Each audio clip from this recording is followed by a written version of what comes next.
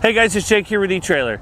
Today we're going to be taking a look at, and I'm going to walk you through the installation of the Firestone RED Label Ride-Rite air helper springs on our 2022 GMC Sierra 2500. Now a lot of people ask, what is the main purpose of adding a set of airbags or air helper springs like we have here to your vehicle?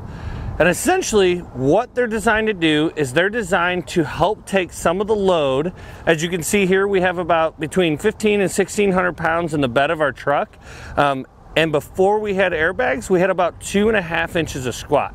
So this set of airbags is going to help to level out the truck, or at least bring it back up closer to that factory ride height and eliminate some of that squat in the rear. Now, a vehicle suspension is supposed to sag to a certain extent. If you have extreme sag, what's happening is the headlights of your vehicle are going to be pointed up, and that's going to do one of two things. That's going to not give you very good visibility because your lights aren't pointed at the road anymore, and your lights are going to be pointed into oncoming traffic. It's going to be pointed into their eyes. The other thing it's going to do is it's going to cause you to white knuckle the steering wheel, because you're going to have a loose feeling on the front end of your truck, which will in turn cause sway because there's so much weight on the rear and not so much on the front. Now you might be wondering, what's the difference between the RED Label airbags and the standard set of Firestone airbags? The RED Label is going to have a 7,500 pound load carrying capacity, and you can pump the bags up to 150 psi. The standard bags are going to have a 5,000 pound load carrying capacity, and they're going to be rated at 100 psi. So really the thing that I like the most, I have the RED Label bags on my personal vehicle, and what I found compared to friends of mine that have the 5,000 pound bags is that I have to put less pressure in my bags to reach the same load carrying capacity that they will with their standard bags. One accessory that I would always recommend picking up and having installed on your truck if you're thinking about getting a set of airbags is an onboard air compressor. I have a set of airbags, and I had them for about 3 years without an onboard air compressor, and it is the difference between night and day. If you have that onboard air compressor, you're going to have unlimited adjustability. Whereas if you just have the manual fills on the back of your truck, you're going to have to either find an air compressor, find a gas station, carry an air compressor with you, use a bike pump. A lot of people will do that. But if you have, at the flip of a switch, endless amounts of adjustability, you're going to use that adjustability a lot more. Let's take a look at how the truck handles this amount of weight before and after we install these airbags. Now, before we get our airbags installed, we're going to take a measurement and then load up the truck to see how far our truck will sag, so that we can compare it to when we have the airbags to see how much they're helping out. So before our airbags are installed and our load's in, we're about at 42 inches. So now we'll get the bed of the truck loaded up and see how far it drops.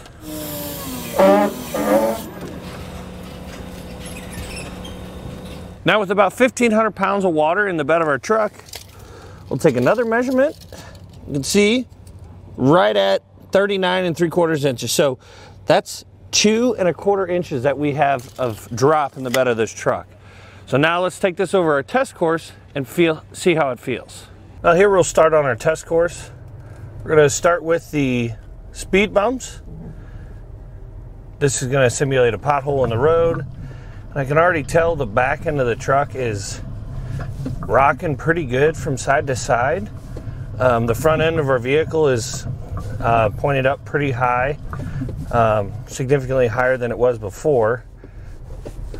But you can see how much movement we have. And it's not necessarily the initial movement, because I'd still say it's a comfortable ride, but the truck has a lot of sway from side to side when I'm going over these bumps. You can tell here on our double speed bumps that we are definitely using the jounce bumpers, or at least getting close. I can tell here just on this short straightaway that, you know, we're only going about 11 miles per hour, but any little bump in the road is causing the back end of the truck to really drop down. which you could imagine would be really uncomfortable and scary if you've got a lot of wind. So here we'll get into a bit of a slalom, and with that water in the back, it's going to slosh. Oh yeah, and there's a lot of body roll in this truck. And you have to remember too, we're not even close to the capacity that the bed of this truck can handle. So having that amount of concentrated weight in the bed is a good example of what this truck feels like with a load. Now with our airbags installed, you can see we have the same amount of weight in the bed of the truck. We've got about 70 pounds in each of our bags, which is only going to be half of the 150 PSI rating.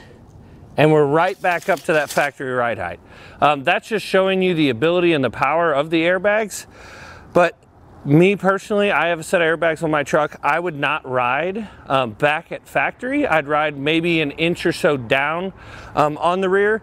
Where you're gonna really see the support from the airbags is not sitting still. It's gonna be going over those bumps. It's gonna limit that travel of the factory suspension, so it's a lot more comfortable when you're driving.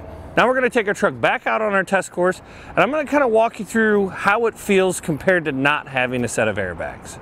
Now here on our test course, you can feel there's still a little bit of movement from side to side when we hit these alternating speed bumps, but that is to be expected. I do not feel, however, the extreme body roll that we were getting before.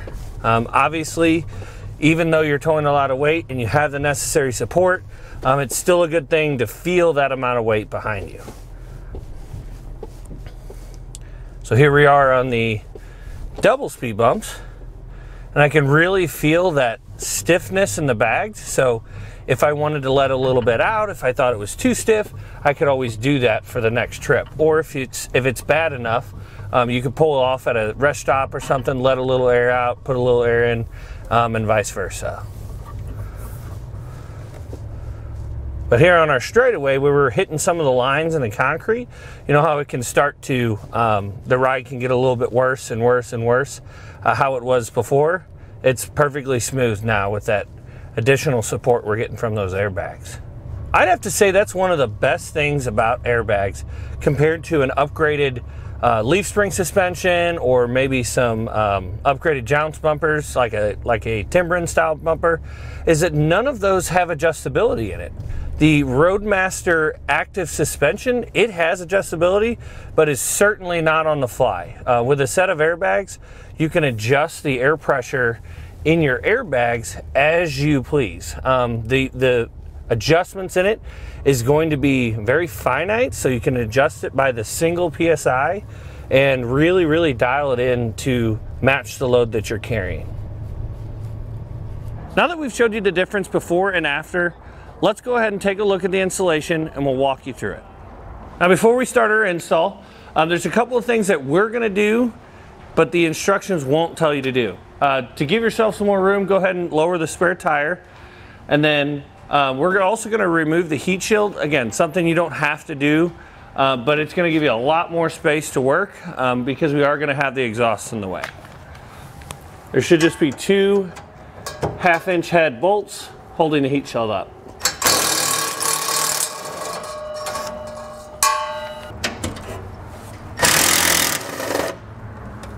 Next thing we'll need to do is remove our factory jounce bumpers. Easiest way to do this is going to be to either get a flathead screwdriver or a pry bar and shove it up in between the holder and the jounce bumper itself, and then kind of pry out with your hand and the pry bar, and it should pop right out. So down here on our table, we're going to get the top portion of our airbag bracket assembled so that we can put it up in place. So we'll take 4 of our Allen head bolts here, and I like to just slide this bracket over top of them. Then take 2 of these brackets, slide them in place, making sure that the inside makes a circle, because essentially this is going to go around that bracket that our jounce bumper is in. And then slide on a nut for each one of the bolts. Now we'll take the longer black hex bolts, slide them in, and then very loosely thread on a nut. You're going to need about all the bolt that you can get because it's a very, very snug fit. Now we'll take the bracket we just made, slide it up and over top of the bracket that was holding our jounce bumper in place. Once you get it slid into place, I want to take these black screws or bolts and tighten them up so that the bracket can hold on.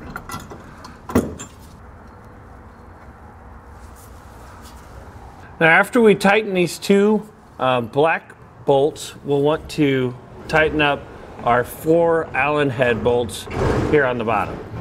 Using a 5mm Allen head and a 9/16 wrench. Now we need to get our bracket attached to the bottom of our airbag. This is not going to rightly matter what direction it's in now because we're going to make adjustments once we get it up in place. But you'll take the small black Allen head bolt and loosely thread it into place until we figure out what position it needs to be in.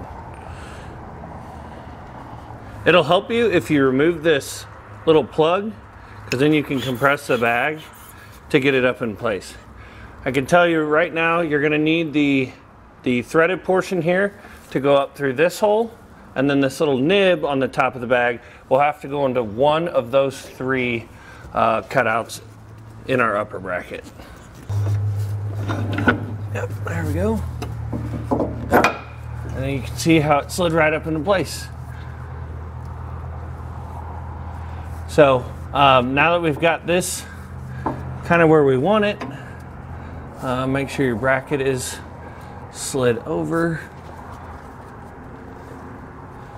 So here we'll take a paint marker, put a mark here on our bag plate, and then down on our lower bracket. You can use any color you want. I like to use black because then you can't really see it once we're done, but it doesn't really matter. Now while holding the lower bracket to the airbag, we'll tighten up that screw on the bottom.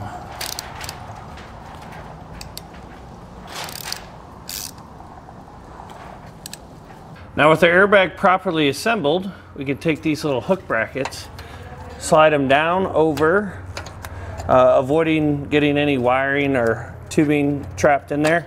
And you want it to hook on this piece of the frame like this. We'll take the larger carriage bolts and slide them into place. You may have to slide the bag over or forward and backwards a little bit in order to get them in place.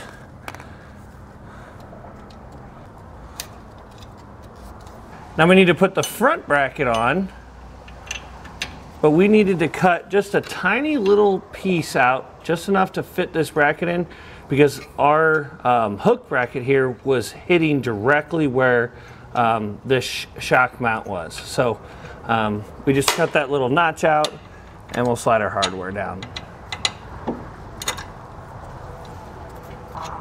Now we can tighten those 2 up. Now before we get our nut on the top of this bag put in place, we need to put our heat shield on. So we'll slide the bag back down, slide our heat shield over, kind of get it at the right angle, and then you can spin the heat shield to get it in the right spot, which should be right about there. And with that in place, we'll take this lock washer, or this conical tooth washer, whatever you want to call it, slide it over the large air inlet on the top, and then we'll take the large nut and thread it on. And you'll need an 1 1/8 wrench in order to get this nut tightened out.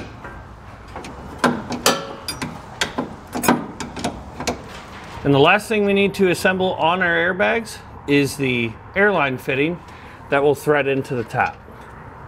And we'll just want to snug this down with a 14mm wrench.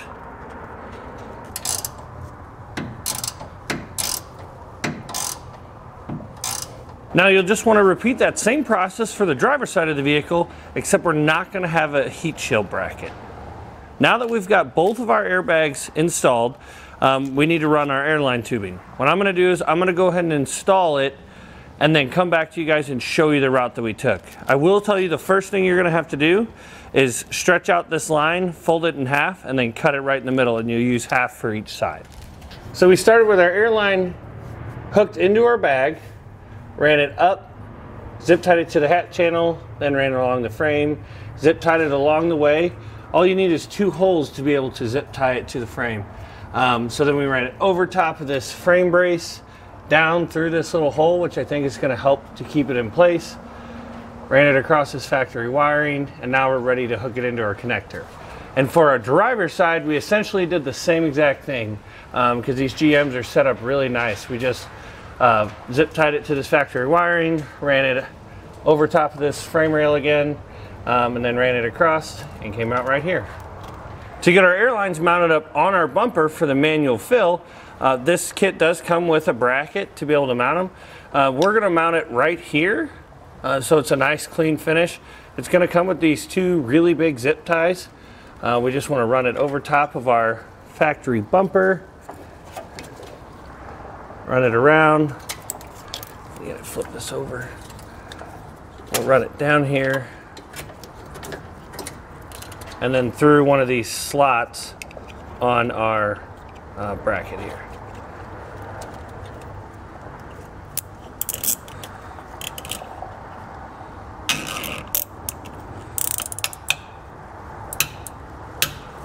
When we cut our airline to length, I always like to give ourselves a little bit of a loop so that it's a gentle curve to go into our fitting.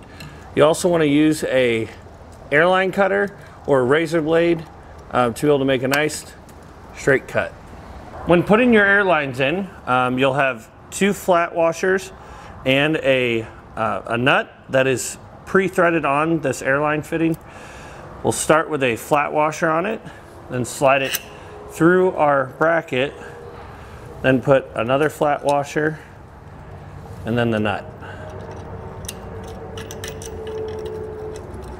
And we'll do this for both of our fittings here. We can take our airline, and when you shove them in, you want to push straight in, and you'll feel it click. Same with the other. Give them a little tug, make sure they won't come out.